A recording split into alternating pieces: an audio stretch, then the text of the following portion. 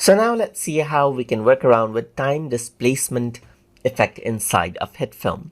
So over here you can see that I have a video clip, and if I were to go around under effects right here and go around over here under temporal, then you can see that time displacement is a layer only effect.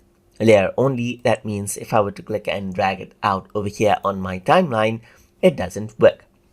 It actually needs a composition a shot itself. So I'm just going to go around and right click on this clip and then make it a composite shot and press OK. So now it is a composite shot right here. So I'm going to go around and drag in the time displacement over here on this particular layer right here. And now this is the effect, as you can see right here. This is the time displacement effect. If I were to expand this out right here, then you can see that that is what you have. You can go around and then increase out the length right here and change around the whites over here, just like this as well. And then this is what you have. So let me just go around and play this, and you can see that this is what you have right here. You can see the time displacement happening right here.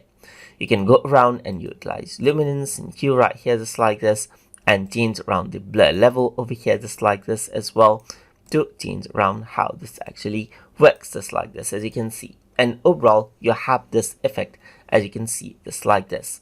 So this is how you can work around with the time displacement effect inside of HitFilm to get the time displacement effect. So hope you guys learned something as always. And as always, please like, comment, share, and subscribe.